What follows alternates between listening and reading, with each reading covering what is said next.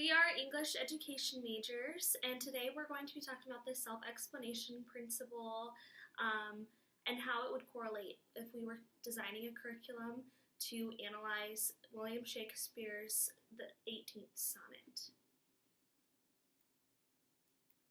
So the self-explanation principle is designed to create a type of learning that your students can better retain the information that they are given. And this aids learners through a process where students will take information and they will infer through that and then map those inferences to their existing mental models. Exactly. And so it's designed to, throughout the entire lesson plan, you have to give your students personal breaks in order to better retain the information that they're given. So instead of just having an after lecture discussion, you'd create a lecture that had timed breaks to discuss throughout. Okay, so background information is pretty important for us. We would already assume that everyone has read the sonnet and that we would have been talking about it in class for a while. So we would start with the history of William Shakespeare's sonnets, just in general.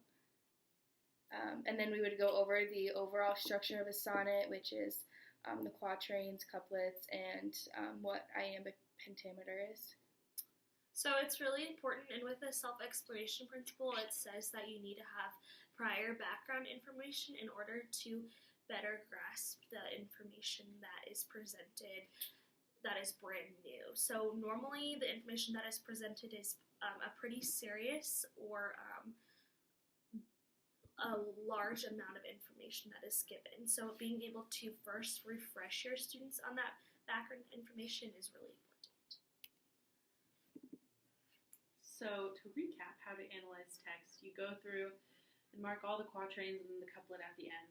And then you read each quatrain at least twice to ensure that you are catching any double meanings that there might be. And then write down any themes you see throughout the sonnet. If you don't know a word, look it up and take notes on the sonnet. Yes, so that just shows our students again what they should already be knowing in order to fully understand this new lesson plan.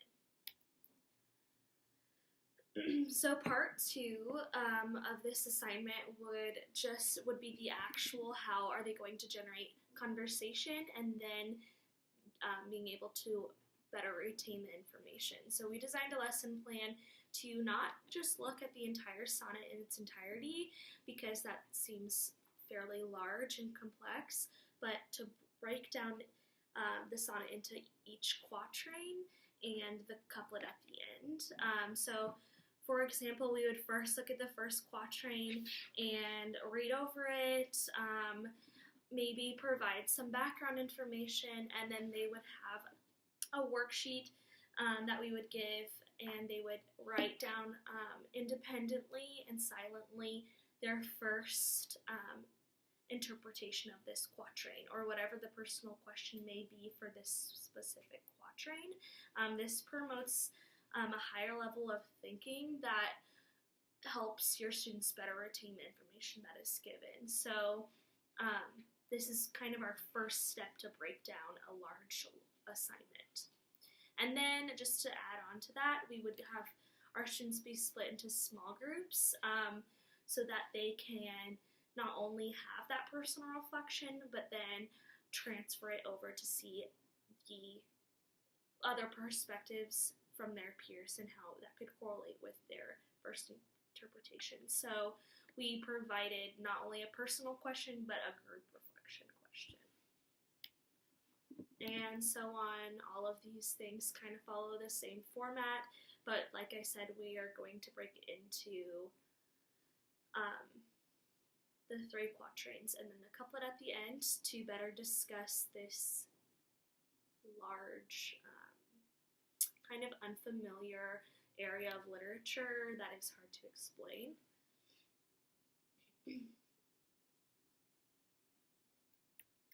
So the third part is the whole class discussion.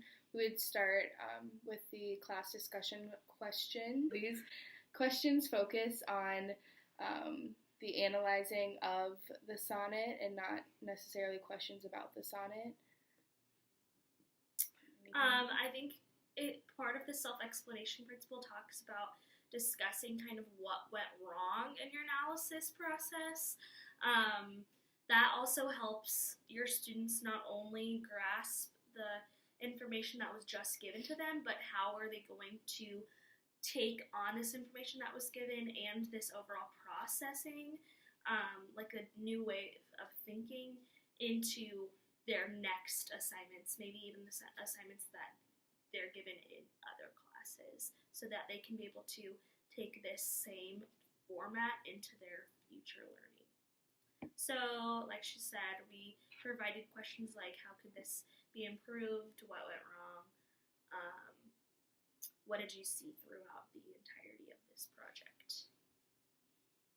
And then just to really like solidify this whole idea, we would have a simple writing prompt at the end, and this could be anything, but just to kind of hone in on that self-reflection and independent study work and how that's important to the self-explanation principle.